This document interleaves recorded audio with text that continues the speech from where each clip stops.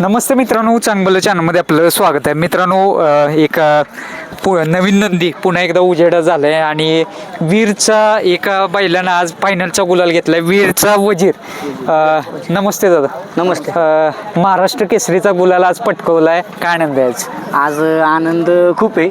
आनंद सगळ्या आजचा आनंद सगळ्या आमच्या टीमला, कारण की टीम आज लय सहकार्य केले. आज बैलाचा संघर्ष संपला अक्षरशः.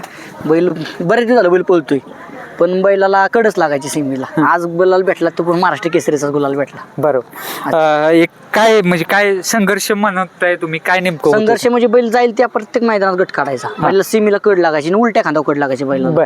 त्याच्या खांद्यावर कड लागत नव्हती. आज पण बैल आहे ना फायनलला कडनीच पडला. 6 नंबर झाला आज गाडीचा, पण सिमीला आज मत नव्हती, गाडी चांगली पळाली गाडी. बरोबर. प्रेक्षकांना सांगा कितव्या गटामध्ये पळाला, कितव्या सेमीमध्ये? आज आमचं आहे ना 64 गटात होती गाडी. 64 मध्ये 7 नंबर तासा होती गाडी आणि 5व्या सेमीत 4 नंबर तासा पळाली आणि फायनलला 1 नंबर तासा पळाली. कितवा गुलाल आहे बैलाचा तसा महाराष्ट्र 3 फेऱ्यातला बैलाचा पहिलाच गुलाल. 3 फेऱ्यातला पहिलाच गुलाल तो पण, आणि महाराष्ट्र केसरीचाच गुलाल डायरेक्ट. मित्रांनो, ज्या गुलालासाठी बैलगाडी मालक या बैलगाडीच्या क्षेत्रामध्ये येतो आणि आज दादांचं खऱ्या अर्थी एक स्वप्न पूर्ण झालंय म्हणावं लागेल, कारण आणि ते पण महाराष्ट्र केसरी. तो पण महाराष्ट्र केसरीचा गुलाल म्हणजे काय त्याला शब्दच नाहीत बोलायला. शब्दच नाही. आज बैलाने आमचं हे केलं. तशी भरपूर बैल आहेत आमच्याकडं घरी, ते बैल कंटिन्यू गुलाल, पण ह्या बैलाला गुलाल होत नव्हता. हे आमचे मित्र आहेत मुळशीचे, शैलेश भाऊ पवार आणि सनीलचे शिंदे. ह्या त्यांच्या आपला आणि राहुल उचकल या तिघांच्या नावाने बैल पळतो. तसा बैल मेन मुळशीतला आहे, पण हा बैल वीरमध्ये असतो. मालकांचं नाव काय जातं? मालकाचं नाव शैलेश भाऊ पवार आणि सनीलचे शिंदे आणि राहुल उचकल.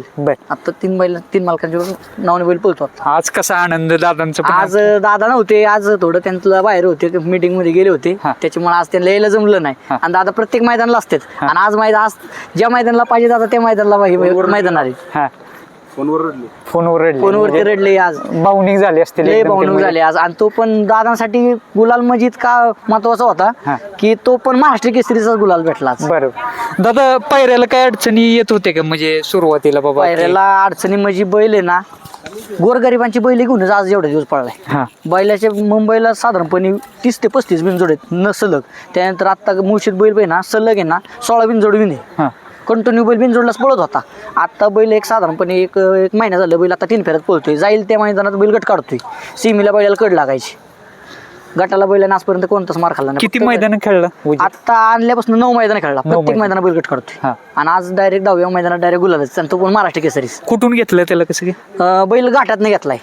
ह्याच्यातनं बाजारात सेकंदाला बैल पळत होता. बरं. 4 गाठात पळत होता बैल. मित्रांनो, फार अप्रतिम पळतो नंदी आणि आज त्यानं सिद्ध करून दाखवलं की आहे बाबा, मी आहे. आणि बैल पब्लिक दोन्ही खांदी पळतो बैल, पब्लिकचा बैल. फक्त बैल पायऱ्या वाचून अंधारात होता. बर. तुमचा नंबर सांगा, म्हणजे ज्याला कुणाला कॉल पायऱ्यासाठी कॉन्टॅक्ट करायचे कॉल. कॉन्टॅक्ट माझं नाव राहुल उचकल वीर. माझा कॉन्टॅक्ट नंबर आहे 72 76 25 74 70. बर.